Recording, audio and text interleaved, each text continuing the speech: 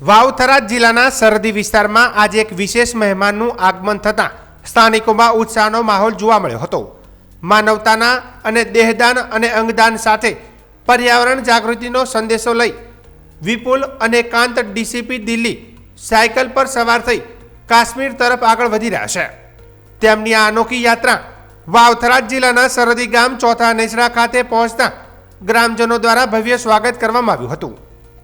કહેવાય છે કે સેવાની કોઈ સીમા નથી હોતી। આ વાતને સાબિત કરતા ડીસીપી વિપુલ અને કાંત ગત 16 જાન્યુઆરીના રોજ કન્યાકુમારીથી પોતાની સાયકલ યાત્રાની શરૂઆત કરી હતી। છેલ્લા 40 દિવસથી સતત પેડલ મારી તેઓ દેશના વિવિધ રાજ્યોમાંથી પસાર થઈ આજે સરહદી પંથક સુધી પહોંચ્યા છે। તેમની યાત્રાનો અંતિમ લક્ષ્ય કાશ્મીર છે। આ યાત્રાનો મુખ્ય હેતુ સમાજમાં દેહદાન અને અંગદાન વિશે જાગૃતિ લાવવાનો છે। મેડિકલ કોલેજના વિદ્યાર્થીઓને અભ્યાસ માટે દેહદાનનું મહત્વ સમજાવતા તેઓ જણાવી રહ્યા છે કે મર્યા બાદ પણ માનવ સેવા કરી શકાય છે।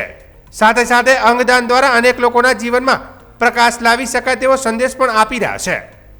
વિપુલ અને કાંત માત્ર સામાજિક જાગૃતિ પૂરતી મર્યાદિત નથી, પરંતુ પર્યાવરણ જતન માટે પણ લોકોને પ્રેરણા આપી રહ્યા છે। પ્લાસ્ટિક મુક્ત અભિયાન, વૃક્ષારોપણ અને સ્વચ્છતા જેવા મુદ્દાઓ પર તેઓ ગામે ગામ જઈને સંવાદ કરી રહ્યા છે। ચોથા નેસડા ગામે તેમના આગમનના સમય સ્થાનિક આગેવાનો અને યુવાનોએ ગ્રામજનોએ સાથે તેમનું સ્વાગત કર્યું હતું।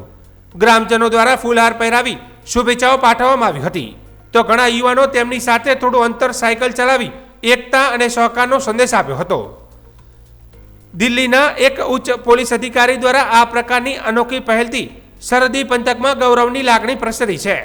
માનવતા અને પર્યાવરણ માટે તેમનો સંદેશ લોકોના દિલ સુધી પહોંચ્યો હોવાનું ગ્રામજનોએ જણાવ્યું હતું। मेरा नाम विपुल अनेकांत है। मैं देहदान जागरूकता यात्रा के लिए 16 जनवरी को कन्याकुमारी से निकला था और 10 फरवरी को जूनागढ़ पहुंचा था। जूनागढ़ मेडिकल कॉलेज में आज से ठीक 8 साल पहले 10 फरवरी 2018 को मेरे दादाजी ने अपना चक्षुदान और देहदान किया था। तो उस देहदान की स्मृति में एक देहदान जागरूकता यात्रा कन्याकुमारी से कश्मीर तक निकालने का मैंने निश्चय किया और अभी मैं कश्मीर के लिए जा रहा हूँ।